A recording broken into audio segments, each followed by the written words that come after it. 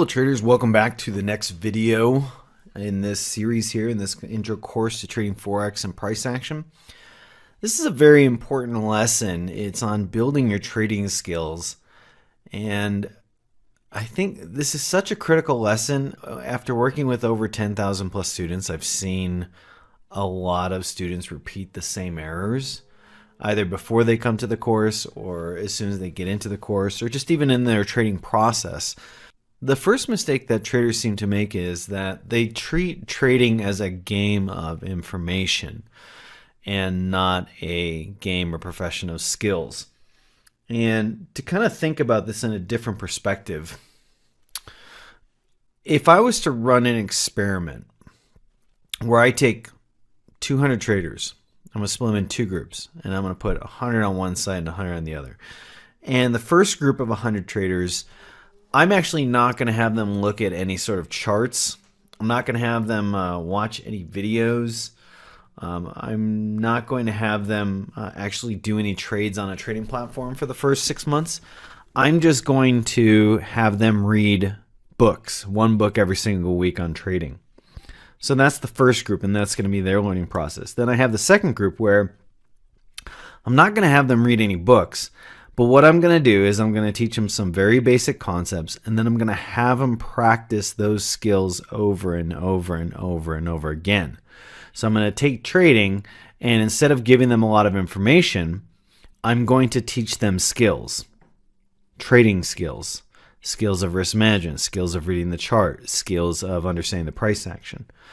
Now, after 6 months, which of those two traders would you want to invest money in? So now you see my point. The answer is obvious. You're going to want to invest your money in the group that is working on their skills, because trading is not a game of information. The person who has the most information isn't the one who wins. The smartest person isn't the one who wins. There's a whole book, and anybody knows their financial history and trading history. It's called Smartest Guys in the Room. It's about LTTM or LTCM, long-term capital management. It was supposedly the smartest people on the planet, and they did great for the first few years, and then they blew up. I mean, it was an incredible blow up, to the point where the Federal Reserve and the government had to step in just to save them in the global economy, because they really messed up that much. Trading is not a game of intelligence. You need a certain amount of it, but it's a game of skills. And so this is a very critical lesson for you to digest and understand, is that you can't look at trading as a game where if you have all this information and you've read all these different books, you're going to be good. No, that's actually not going to work. You need to have skills. There's a lot of skills you have to have in place. Just like if I want to be a quarterback in football, I'm going to need several skills to actually be good at being a quarterback. I'm going to first need to know how to read defenses. I'm going to need good footwork. I'm going to need good grip on the ball. I'm going to need good throwing mechanics. I'm going to need good arm strength. There's a lot of individual skills that will make up a really good quarterback, and the same goes for trading. You need a lot of individual skills that need to be kind of cohesive. They need to work together, and they need to be part of the same system, so to say, of learning. And if you do that, then you can make money trading. That's how this is done. So that's the first confusion, is that don't treat trading as a game of information. Teach it or treat it as a profession of skill. The second thing in terms of trading skills is making sure that you do not go out of order in terms of building skills. I see a lot of traders going for intermediate advanced skills when they don't even have the foundational skills to work on those intermediate and advanced skills. They're jumping ahead. So this is a very common area, and if you jump ahead in your learning process out of impatience or out of wanting to get out of your job and make money or whatever reason, if you skip any steps, you actually make the process longer. So you kind of create this self-defeating mechanism within your own learning process. Hence, this video on building your trading skills is a super important one for you to understand and digest. The model that we work with, the approach that we work with in terms of building your trading skills. So let's jump in. So I have a very particular model and framework for how I teach my students to build skills. And the model actually comes from my Buddhist training. I've been training as a Tibetan Buddhist for 19 years. And in that training, we have this particular model, which is called base, path, and fruit. So let me explain how this model works. And once you kind of understand the individual components, so that it will just make sense in terms of a particular training model. So the base that you always start with, think of it like the base of a pyramid or base of a house, foundation of a house. It's your starting point. It's your foundation. And this base has to be a fundamental level of direct experience you have. So, for example, if I want to learn how to snowboard, but I've never actually been on a snowboard, it doesn't matter how many books I have on how much knowledge or videos I've seen about snowboarding, I'm going to need a muscle memory built. I'm going to need to do that through getting on the mountain. I'm going to have to practice over and over again what it is to really ride an edge versus skidding. How do I manage, an increase in steepness in the mountain? How do I manage dual fall lines? How do I manage all these things? I could read all the books I want, all the videos about it, but that's not a fundamental level of direct experience. That's just conceptual knowledge. A fundamental level of direct experience is not something that can be negated by a book or anything like that. If I've been on the mountain 50 times snowboarding and I can demonstrate and show you, and I have a direct experience of making S-turns and carving and riding my edge versus actually skidding, which is something different. If I have that experience and I've been able to duplicate it, then I have a fundamental level of direct experience that cannot be negated. So this is your base. If you don't have this base in place, then you can't progress to the next level. So it's important to understand where is your base. We've been building your base in this course so that you have what I would call a beginner, or not intermediate, but it'd be more of like beginner to advanced beginner in terms of knowledge, in terms of things you've been exposed to, in terms of things you should have practiced by now. You'll have a certain base in place. So in any training model, this base, path, and fruit model applies. You have to start at the base. If you don't have that base point, then you can't move forward. So then your goal should be to get to the base. Just like you need to get to the base camp before you actually climb to the peak of Mount Everest, this is the same. So this is what the base is. The path is the actual practice that works with you from whatever your base is. And the goal of the practice, or method, another word to describe this would be method, is to have a very specific practice that if you do this, it's going to wire in a very specific set of behaviors and mindset into your brain. It's going to build particular skills. It's going to build certain muscle memory depending upon what it is. So if I need to, again, let's go back to snowboarding. If I need to understand that how I'm initiating my first turn is with my front knee, I'm going to need to go practice that on the mountain on various levels of steepness, on single and dual fall lines. I need to practice that mechanic. If I do that consistently over and over again, eventually it will become subconscious and it'll become a habit. And that will have a very particular result. So the path is the method to take you from your base and to create a very specific result, to make a stronger you, a smarter you, whatever it is. This practice needs to be a very specific practice, and it has to have a very specific intention and focus in terms of what it produces. So that's the second part of this model. The third part of that is the fruit. So if I have the goal of increasing or decreasing my my fat and increasing kind of the muscle that I have on my body, well, then I'm going to need to go to the gym, and I'm going to need to do cardio, and I'm going to need to make some changes in my diet. Those are the practices that I do. And if I do that long enough, then eventually I'm going to be in really good shape. And I'm going to have that, kind of physique or physical ability that comes with all that work of going to the gym again and again and again. So the fruit is the result of the work. And it should be relatively specific. So it's the kind of thing where you should know, you're in a good training system if the practices and the methods that you use create very predictable results, very predictable fruits. Otherwise, you're just kind of shooting in the dark, aren't you? If you don't know what the result's going to be, you don't have a rough idea, or you have no other baseline or experience or data to show that, hey, when somebody does this practice again and again and again, eventually it leads to this. If you don't have that, then you're in the wrong system. You're going to get very inconsistent results, unpredictable fruits or results. And so we have very specific practices that lead to very specific results.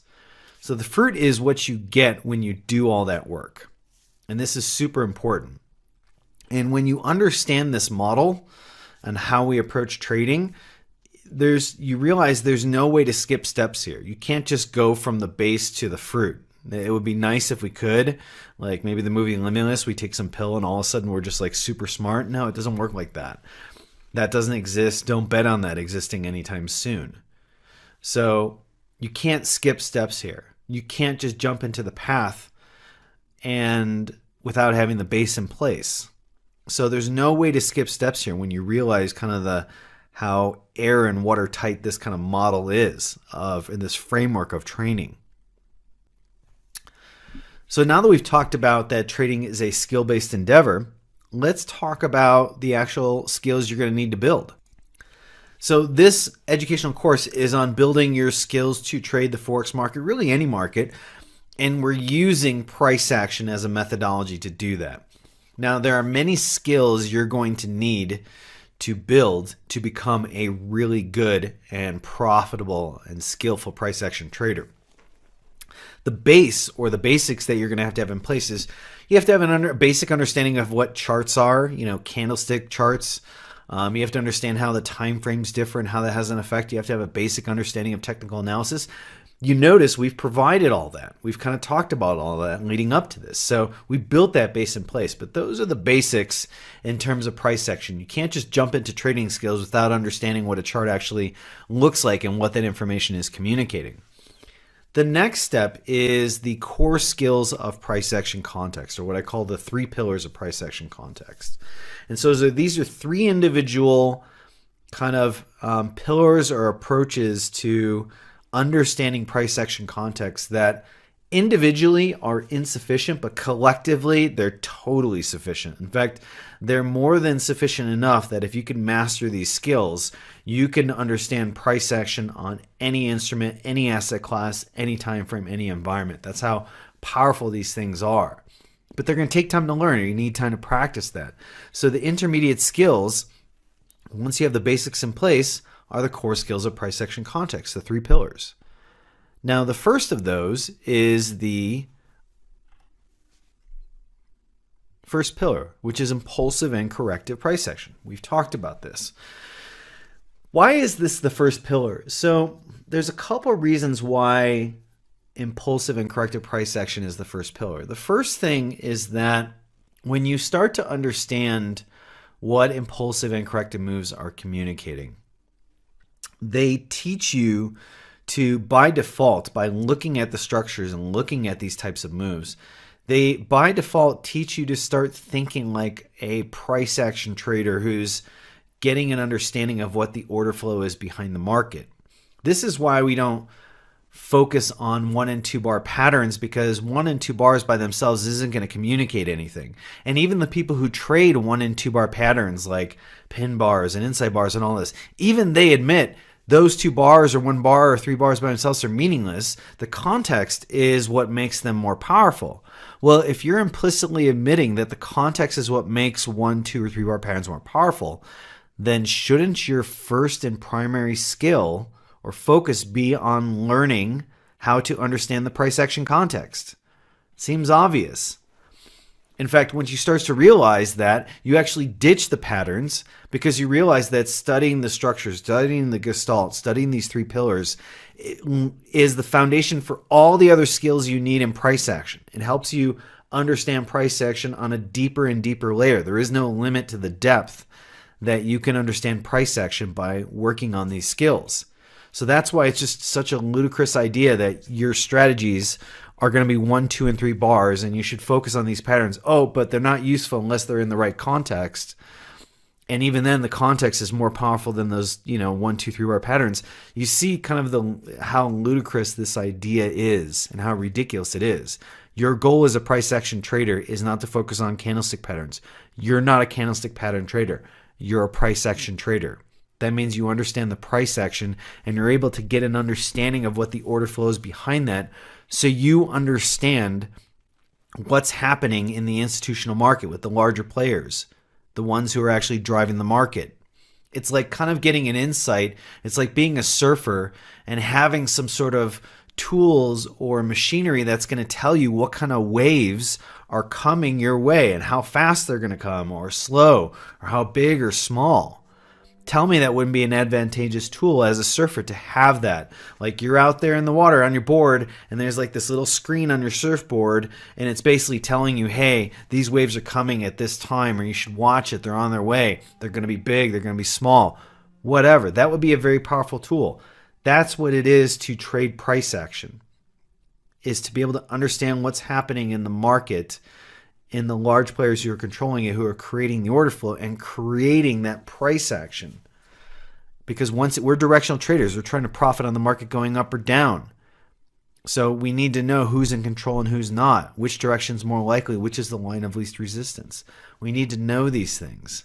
And so impulsive and corrective price action gets you to start thinking like a price action trader. It like teaches you the mindset, it teaches you the approach, it teaches you what you want to be looking at on a daily basis so that you can trade any instrument, any time frame, or any environment. The other thing about impulsive and corrective moves is, in terms of the first skill, is because it teaches you, by and large, it teaches you the most amount of kind of concrete information as to what's going on in the order flow. So when I have a really impulsive move like I do here, if you were to count this, I'm willing to bet, 2 out of every 3 candles is a bull candle? So think about that. If this is a 4-hour chart or a daily chart, think about that. 2 out of every 3 candles that is forming. If it's a 4-hour chart, you're talking 8 out of every 12 hours is bullish. 8 hours is generally one session. So out of a session and a half, one whole session is bullish. Or if it's days, think about it. 2 out of every 3 days is bullish. The largest candles are bullish.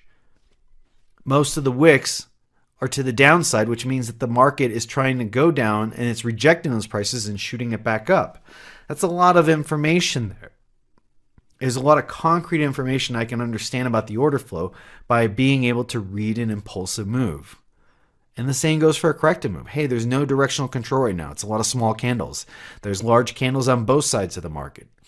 It's a mix, 50-50 candles. That's a lot of information. So these two fundamental reasons kind of communicate the importance of why price action context is important as skill, and why impulsive and corrective price action, or impulsive and corrective moves, is the first pillar. So this whole approach that we take is based on understanding the brain. It's based on the neuroscience of how your brain works, which is that when you are in front of the charts, you don't want to be having a lot of mental activity and thinking activity going through your brain that's, hey, is this impulsive move? Is it a corrective move? I don't know. What's the series look like? Well, I don't know. Does this tell me the order flow is this, and this? If that's what's happening going through your mind, how do you have enough bandwidth or clarity or insight to make a trading decision? You don't. When you're trading, you don't want a lot of that busy thinking going on in terms of if it's an impulsive move or not, if it's a corrective move or not. You don't want that. Because if that's happening, then it's taking away bandwidth and it's taking away neural real estate in your prefrontal cortex to make really good analytical decisions. So your goal should be to build these skills of price action context until they're subconscious, until they're habit, until they're automatic.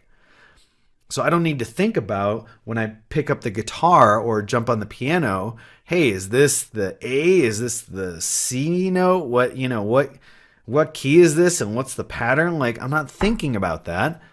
I already know what that is.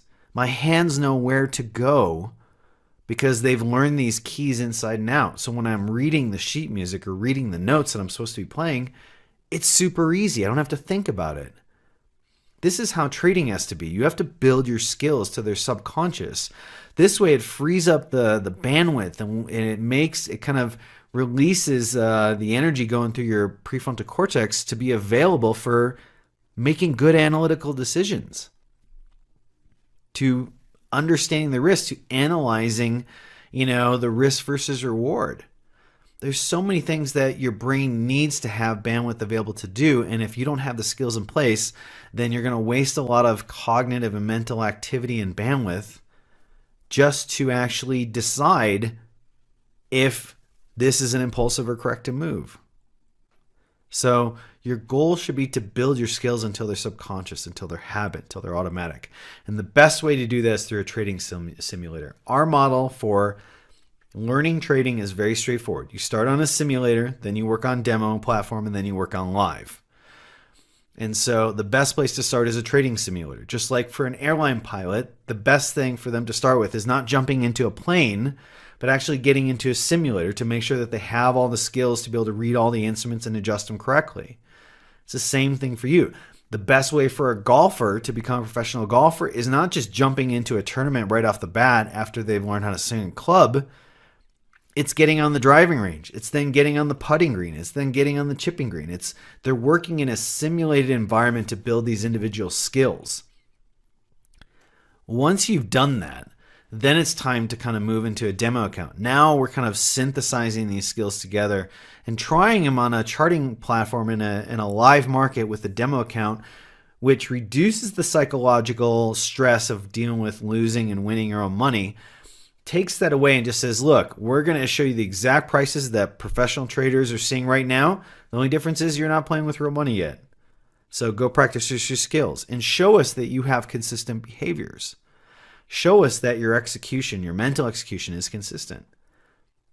Do that, and then it's time to move to live. That's our model for building your skills. The last thing I want to talk about is kind of the mindset, because you're going to need to build some mindset skills to make money trading. There's no way around this. Just like a professional football player has to have certain mindset skills, or a mixed martial artist has to have certain mindset skills, you're going to need that when it comes to making money trading. And to kind of make this process easier for you, I'm going to tell you what your first goal is in trading. Your first goal in trading is consistency. It's consistency in your thought process. It's consistency in your mindset. It's consistency in your risk management. It's consistency in your mental execution. It's consistency in how you prepare. It's consistency in how you review your trades. It's consistency in how you find setups every single day and do your analysis. Consistency is the first goal you should be shooting for. Because without consistency built in as a habit, as a mindset, there is no further progression. There is no path to profitability. It's like if you don't have consistency, there's no solid foundation underneath you, and you can't build a house like that. It's the same with trading. So the first stage for you as a trader is the stage of discipline. And the reason why this first stage is a stage of discipline is because you right now, as you're watching this video and listening to, my voice here, you do not have all the skills to make money trading right now. If you did, you could just jump on a chart right now and start making money. Like you could start trading now and you do that, but you don't have that. And so you're going to have to rewire certain habits, certain neurological networks in your brain. You're going to have to create certain neurological and biological wiring and kind of a mindset to do this. And that is going to take discipline. It's going to take a commitment and a focus to a particular goal, an end goal, understanding that you have to take these small steps along the way to get to that end goal. Just like I need to take many steps before I can even go to the base camp of Mount Everest, and then I'm going to take many more steps to get to the top of that mountain. It's the same thing, and you're going to need some discipline, some kind of resilience and fortitude to be able to go against your biological wiring, to go against your tendencies, your fears, your worries. You're going to need discipline to counteract that, and you'll need that to help wire the correct habits in. So the first stage is really the stage of discipline, and the reward or the fruit of this stage is consistency. With discipline, doing things over and over again, eventually you make it habit. That habit creates a consistency in performance and execution. And so if your goal in the beginning is consistency, then you're going to need discipline to do this. You're going to need to build this discipline to create that kind of mindset, that habits, that ability to execute, so you eventually are consistent in your execution. Without consistency, you cannot progress to the second stage. Just like you cannot build a house on a shaky foundation where the walls are moving every single day. That just doesn't work. That's what it's like if you don't have consistency. Consistency doesn't come from the system by itself. Consistency only comes from the mind. If you have no consistency in your mental process, in your thinking process, in your self-talk, in your mindset, in the things you've wired into your brain, then there will be no consistency in your trading. There is no way around this. For any trader, consistency has to come from the mind. We're not athletes who are throwing a football or kicking a soccer ball or shooting a basketball every day, where the consistency does partially come from our mindset, but it also comes from our bodies. We have to wire the muscle memory in to do that. No, that's not what's happening with trading. Trading is a game of the mind and the mindset and the mental skills that you have. And you're going to need consistency to do that. If you don't have consistency in your mind in terms of how you approach trading, you won't have consistency in your trading. So just remember that consistency only comes from the mind. So I've talked about kind of the mindset in the first stage that you're going to be working with. Now I want to talk about some very specific mindset skills. One of the most important skills to understand trading and making money trading is actually understanding how the brain works. And one of the most fundamental principles about how the brain works is called neuroplasticity.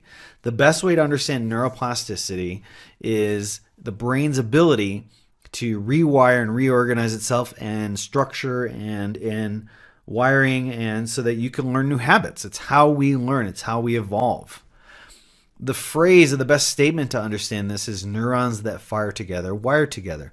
In case you don't remember or don't know, neurons are neurological circuits. They're like the fundamental brain cells you have that try and communicate with other brain cells. And that communication, how well they're wired to do that, is what builds habits. And so neuroplasticity is the ability of brain cells to connect to other brain cells so that it can create new habits. You have to understand how neuroplasticity works, because understanding how this works is understanding a fundamental way how your brain works, and you have to work with that, not against that, in your trading process. Another key mindset skill is called the GBT mindset, or the Getting Better Today mindset. So this is someone who isn't necessarily focused on, if you have this mindset, you're not focused on making money today per se through trading. The most important thing you're focused on is building the skills to make money trading. You know, right now I'm learning to play poker. And so, yeah, I like to make money every single session I sit down, but I know that's not realistic. Even if I knew how to play poker, it's not realistic. And even then, I'm focusing on a very beginning set of skills so that I can make them automatic. Once I have that, then I'm going to work on intermediate skills. But whether I make money today or not on the poker tables is irrelevant to me. What's most important to me is that I got better as a poker player today. My skills got better. My skills got more automatic. My ability to read situations and poker hands and pre-flop has gotten better. Understand ranges has gotten better. So I'm not focused on winning and losing today. I'm focused on getting better today, because I know if I get better and do that every single day, the winning will come naturally. So getting better today mindset. What can I do today to get better? That's a super important mindset. Self-awareness. This is a super important mindset skill, and it's an underrated skill. Because if you don't have any sort of level of self-awareness or self-reflexive awareness, then when emotions come up or your mind kind of starts to go off the reservation, you don't have the awareness to realize that's what's happening. And basically then you go on autopilot, and now you're making really bad decisions on autopilot, and it's not you. It's not your conscious awareness that's doing it. The way around that is self-awareness. You have to build a level of self-awareness in terms of what triggers you, what doesn't, which parts do you relax with in trading, which parts really kind of frustrate you. This is all part of the process to build self-awareness, and you're going to need to do this to make money trading. There's no way around it. So with that being said, I really hope you take this lesson to heart. This is one of the longer lessons, and there's so much meaty information in here. I've condensed things into this video that have taken me years and years to learn, and 5, 6 plus figures to learn. So I'm saying these things to save you money, to save you time, in the hopes that you really take this on. Out of the 10,000 plus students I've worked with, the students that take this on and really do this, those are the ones who progress the fastest and start making money the fastest. The ones who skip this are the people who take years and years and years. Sometimes it takes them even a couple years just to unlearn the bad habits, or going kind of against this model and structure and framework of trading I've created here for you. So really take this to heart. I hope you do. I really hope that you make this a part of your practice, because if you do that, you're going to see the results. You're going to see real changes in your trading performance, in your mindset, in how you perform. This is a real thing.